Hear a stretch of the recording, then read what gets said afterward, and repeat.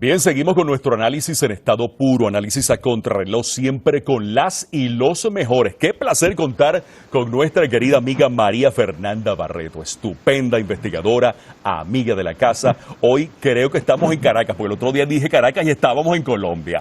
Vamos a ver, María Fernanda, ¿cómo estás? ¿Cómo te sientes? Qué placer tenerte con nosotros en estos poquitos minutos.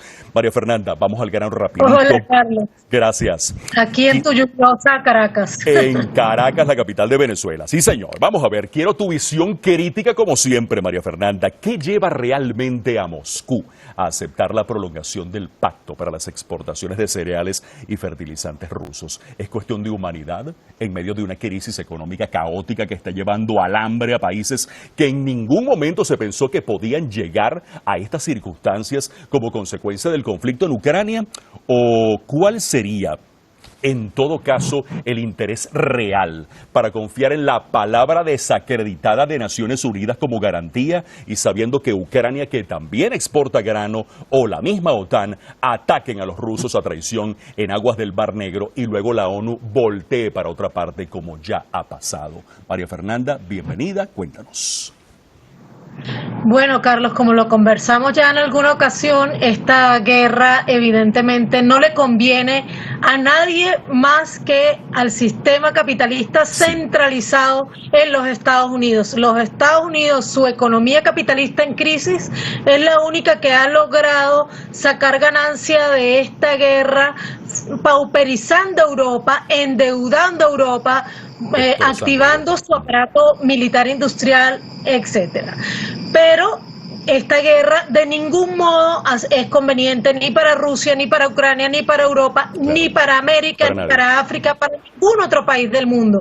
Así que creo que hay muchos elementos allí en por qué Rusia acepta ese trato. Evidentemente porque Rusia no quería esta guerra, no la buscó, procuró aguantar durante mucho tiempo ese avance de la OTAN sobre el territorio que estaba pactado, que no iba a avanzar, y finalmente pues se desató este conflicto, pero nadie de esos países OTAN quiere compartir el destino de Ucrania.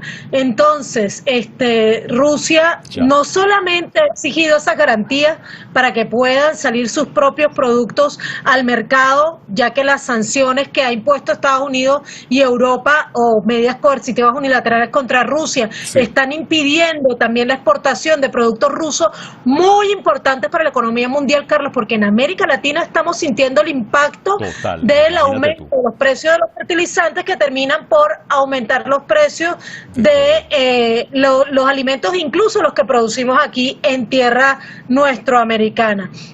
Rusia también ha exigido ahí, además de garantías de que no va a ser atacado, de que el Mar Negro no va a ser utilizado con fines bélicos por Ucrania, ha exigido también que esa exportación de granos que está saliendo de Ucrania vaya en primer lugar a los países que verdaderamente más lo necesitan, que son los países de África y América y de algunos lugares de Asia, porque lo que estaba sucediendo, lo que ha denunciado Rusia, es que la mayoría de esas exportaciones de granos iban hacia Europa precisamente para tratar de evitar el levantamiento de los pueblos de Europa, que sería uno de los factores definitivos para poner fin a esta guerra. Creo que queda claro que la voluntad de Rusia es terminar con esta guerra.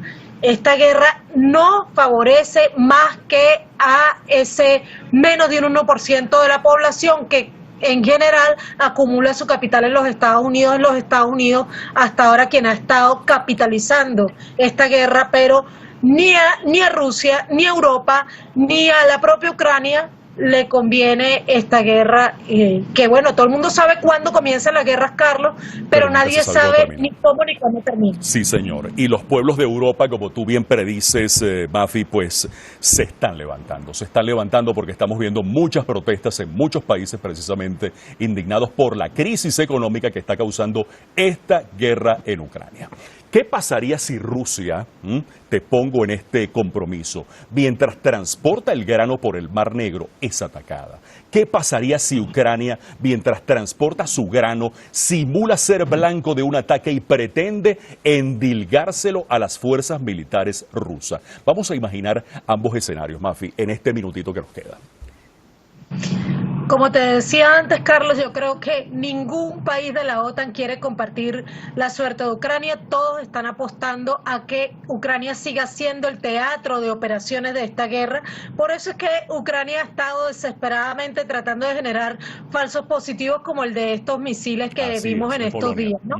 Tratando de que esa guerra salga de su territorio, porque evidentemente el pueblo ucraniano está sufriendo y porque Ucrania además va a terminar desmembrada después de esta guerra, muy probablemente tomada precisamente por los países de la OTAN que le rodean. Los Estados Unidos no quieren un conflicto directo con Rusia porque los Estados Unidos evade toda posibilidad de guerra en su territorio. De hecho, dio terribles declaraciones tranquilizando a su población, diciendo que cualquier conflicto nuclear en Ucrania no le iba a afectar a la población estadounidense. Así que creo que la propia OTAN va a tratar de acallar cualquier posibilidad de un falso positivo de Ucrania porque no quieren compartir la guerra, ser el teatro de operaciones de guerra como lo es Ucrania, porque hasta ahora ellos están muy cómodos y muy cómodas viendo cómo el pueblo que enfrenta realmente esa guerra es el pueblo ucraniano, y los pueblos que padecen las consecuencias de hambruna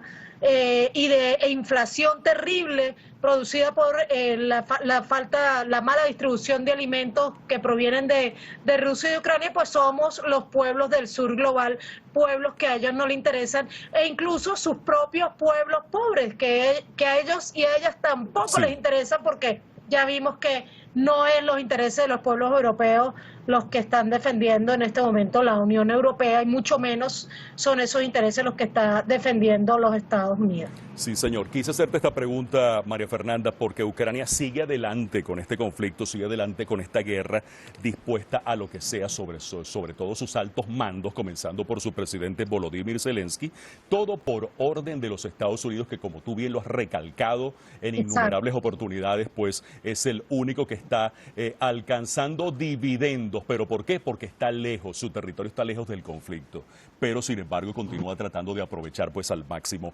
todo lo que allí está ocurriendo, pero en algún momento se tiene que caer, así de sencillo. María Fernanda Barreto, gracias por estar con nosotros, qué placer que nos hayas podido acompañar en estos poquitos minutos, estupenda investigadora, gran amiga de la casa directamente desde Caracas, Venezuela, y síganla a través de Mafi Candanga, @Mafi Candanga.